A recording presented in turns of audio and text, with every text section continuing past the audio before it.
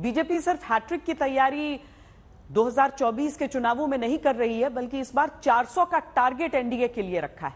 चुनौती बड़ी है, ऐसे में बीजेपी रोड मैप भी उसी हिसाब से तैयार कर रही है। एक ओर धर्म की सियासत है तो दूसरी ओर जाति समीकरण को भी साधने के प्रयास हैं।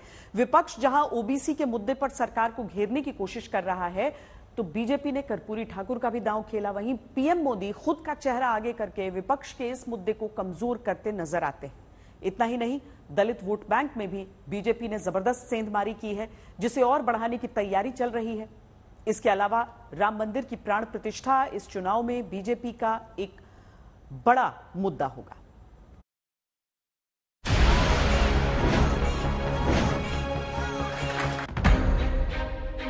कांग्रेस को प्रभु श्री राम से इतनी नफरत है।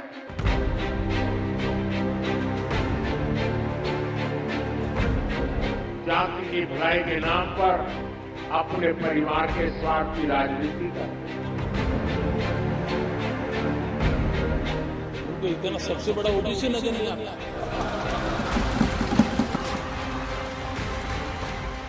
पीएम मोदी का ये बयान उस चुनावी अभियान की बानगी है जिसका एजेंडा पीएम मोदी पहले ही सेट कर चुके हैं। इस बार एनडीए 400 पार का टारगेट सामने रख चुका है। सवाल यह है, क्या पीएम मोदी अपने चुनावी अभियान के जरिए इस बड़े लक्ष्य को हासिल कर सकेंगे या विरोधी खेमा तीसरे टर्म की मोदी की गारंटी की राह में बाधा बनेगा? पीएम मोदी ने 2014 का चुनाव अपने नाम पर जीता और 2019 का चुनाव विकास के काम पर। लेकिन अब की बार पीएम मोदी के पास नाम, काम और राम का ट्रिपल कॉम्बिनेशन है और यही विरोधियों के लिए सबसे बड़ी टेंशन है। 22 जनवरी को पीएम मोदी ने अयोध्या में मंत्रोच्चार के बीच राम मंदिर में प्राण प्रतिष्ठा की।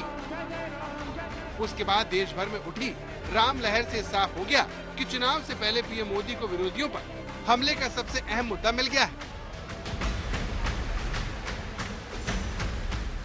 22 जनवरी के बाद से पीएम मोदी हर सभा रैलियों में राम मंदिर में प्राण प्रतिष्ठा का जिक्र कर रहे हैं और इस बहाने विरोधी दलों और इंडिया गठबंधन को निशाने पर ले रहे हैं। इनको काशी और अयोध्या का नया स्वरूप बिल्कुल पसंद नहीं आ रहा। आप देखिए, अपने भाषणों में राम मंदिर को लेकर कैसी कैसी बातें करते हैं, कैसी कैसी बातों से हमले करते हैं। मैं नहीं जानता था कि कांग्रेस को प्रभु श्री राम से इतनी नफरत है। अयोध्या में राम मंदिर की प्राण प्रतिष्ठा ने हिंदू वोटरों के बीच पीएम मोदी की छवि को और मजबूत कर दिया है। यही वजह है कि विपक्ष बार बार दलित, ओबीसी, आदिवासी का सवाल उठाकर मोदी की छवि की गांठ ढूंढ रहा है। राम मंदिर खुलता है, राम मंदिर में आपको नरेंद्र मोदी दिखेगा, आपको अंबानी दिखेगा, आपको अदानी दिखेगा, आपको हिंदुस्तान के सबसे अरबपति दिखेंगे। आपको एक पिछड़ा नहीं दिखेगा, आपको एक दलित नहीं दिखेगा, आपको एक आदिवासी नहीं दिखेगा। क्यों नहीं? ये वो आपकी जगह नहीं भाई और बहनों, आपकी जगह सड़कों पे भीख मांगने की है। नरेंद्र मोदी करीब 10 साल से देश की सत्ता के शीर्ष पर है। इन 10 सालों में विपक्षी दलों के करीब करीब हर समीकरण पर पीएम मोदी भारी पड़े हैं।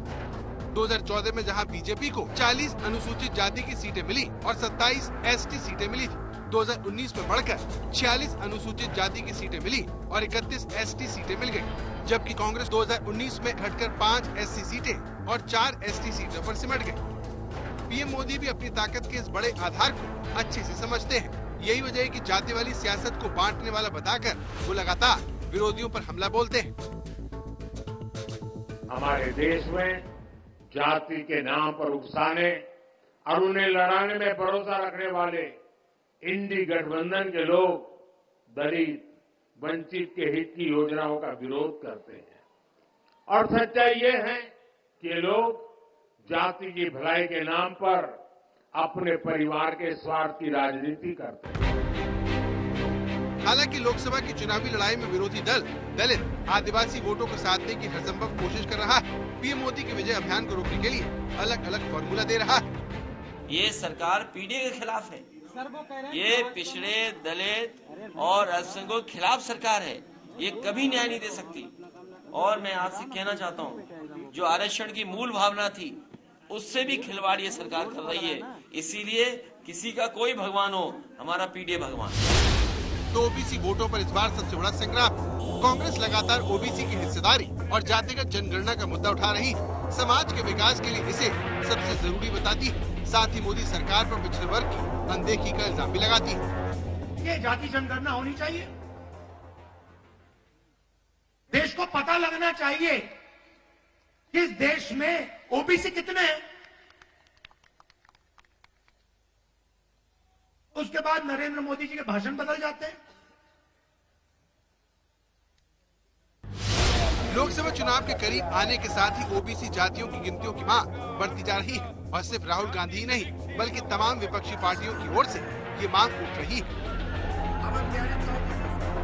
हम लोगों की शुरू से ही ये मांग रही है।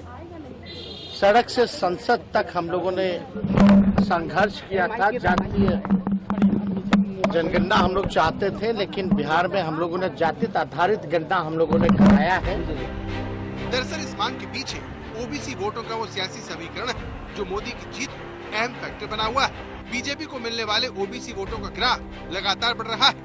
2014 और 2019 के चुनाव को देखें तो ओबीसी का वोट बीजेपी की ओर शिफ्ट हुआ है। 2009 के लोकसभा चुनाव में बीजेपी को 22% ओबीसी वोट मिले। 2014 में बढ़कर 34% हो गया। 2019 के चुनाव में बीजेपी के पक्ष में ओबीसी वोटों का प्रतिशत 44% तक पहुंच गया। इस बार बीजेपी ने 50% से ज्यादा वोटों का टारगेट रखा और विरोधियों के ओबीसी वाले दांव के जवाब पीएम मोदी ने मोर्चा संभाल रखा। कांग्रेस के हमारे साथियों को आजकल इस पर बहुत चिंता जताते हैं कि सरकार में ओबीसी कितने लोग हैं, कितने पद पर कहां है, उसके हिसाब किताब करते रहते हैं। लेकिन मैं हैरान हूं, उनको इतना सबसे बड़ा ओबीसी नजर नहीं आता है। विपक्ष के ओबीसी कार्ड का बीजेपी ने एक और तोड़ निकाला है। पीएम मोदी महिला, किसान, युवा और गरीब को नए भारत की 4 जातियां बता रहे हैं और इनके उत्थान से ही देश के विकास का भरोसा जताते हैं।